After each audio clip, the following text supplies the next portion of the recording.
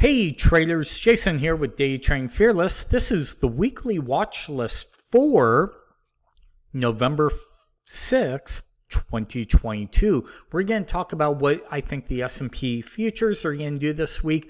Also the Fed and job numbers and where I think the stock market's going. And then look at a couple other futures and stocks. So before we jump in, do me a favor, hit the like button and subscribe, and let's jump right into this video. Okay, so this week we had the Fed came out, they raised 75 basis points, the market dropped. We had job numbers come out better than expected. The market fell and then rallied today. Go figure, right?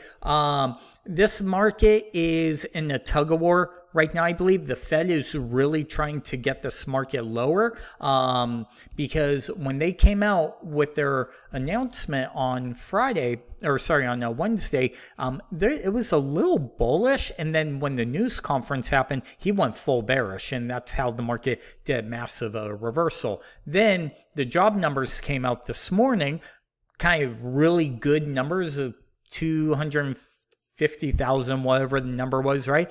And the market first sold off and then rallied. Here's the thing. The Fed does not want the stock market to rally. If you can understand that, trading really is not that hard right now. Don't fight the Fed. And the reason I say that is because if the market goes higher, we all feel richer, people are making money, and then we're going to go out and spend more money because we've been forced to go out and spend money over the years, right? That's what the government tells people. Go spend money, keep everything moving, everything will be fine, right? So you're seeing a tug of war where the Fed wants the market lower so people don't go out and spend money, but people are like, we're going to go spend it anyways. So until the money runs out, I think we're going to be in a little tug of war, or companies start to really crack down and start laying people off. With that being said, I think December, January, February is when we're going to start seeing a lot of layoffs. Just something to be aware of, and that's where the market potentially could start to slide. So where do I see the S&P Emini futures this week? Listen, we were in a reverse waterfall. Today we kind of are in a waterfall, broke to the upside. So the market is bullish. Me personally, I think we're going to trade sideways. I don't see us going higher, lower. Oh, wait. There's an election on Tuesday for the House and the Senate and governors. Ooh, if the market rallies, here, this is what my thoughts are, okay? If the Republicans win both the Senate and the House, the market could rally. But the Fed wants the market lower. That's not a good thing, right? And the reason I say if the Republicans win the House and Senate, then it means there's gridlock and no bills are going to be passed, no more spending bills, things like that. And usually gridlock is good or bullish for the market. If the Democrats win, I think the market gets clobbered, right? If they retain the House and the Senate, market gets clobbered because for the next 2 years, they're going to be spending more money like they have for the last couple of years. But it's going to be interesting that if the Republicans do win, do they come out or does the Fed come out and sit there and throw something out there that they're going to keep rates? They might go a full basis point because they're seeing the market rally. Remember, they don't want the market to rally. It doesn't help them in bringing down inflation and doing all that. So I think that's what's going to happen. So I'm going to say, I think we're going to go sideways. We're going to trade within the range all week. I think it's going to be very choppy so next week. So this week, I'm going to almost say I have no direction. We're in the middle of a range, right? If you think about it, if we look at the low to the high, we are right smack dab in the middle of it. It could go up or down. If we were up here, maybe I'd be a little bullish for a continuation or a reversal down here, maybe bullish or a breakdown. But we're in the middle. I have nothing. Sorry, guys. I do apologize. But watch this. Make sure you check out my S&P Emini weekly trade zones at daytradingfearless.com or go to the link down below. They are support and resistance levels with any open gaps and VPOCs. These are updated every single weekend in the members section, and you will also get a 7-hour video course on how to draw trade zones and trading strategies. You will also receive free Thinkorswim indicators and charts, and every single weekend these are updated. You could share these charts in your Thinkorswim, or if you use another service, you can actually just hand draw them into that charting service. So again, $99 one-time payment, lifetime subscription. Links down below, or go to daytradingfearless.com. Okay.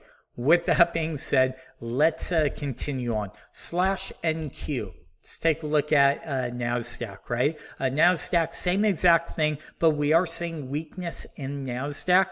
We are almost back near the lows of NASDAQ, so it'll be interesting. Again, next week is going to be a big telltale. Now, this is the one I'm watching.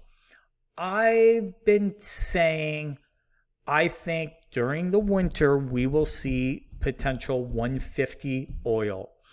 Oil is about to break out potentially right here, okay? We've been making lower highs, lower lows. We had this wedge. I've left it up for a few weeks.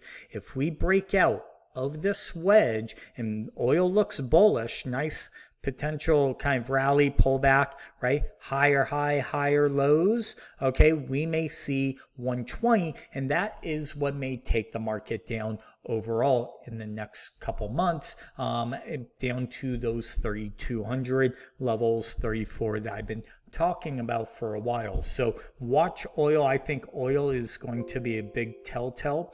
Bitcoin /BTC, kind of interesting as the market kind of has been going lower this week. Even today, look at, or kind of sideways, look at what Bitcoin's doing. Potential bull flag breakout, right? Very interesting.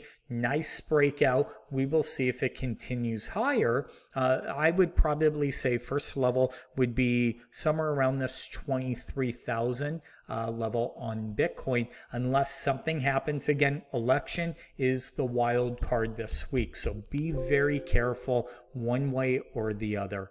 Let's take a look at gold. Gold, look below and fail. Gold might have gotten a little luster, right? Gold may have, and look at this divergence. I actually like gold. The trade of the week is gold for me. Okay, we actually have divergence, nice pullback, right? Dip below, look below and fail, and now look at this gap up. We're now making a low, a high, a high, a low, a higher high. So we are now making higher highs, higher lows in gold. Keep trading simple, people.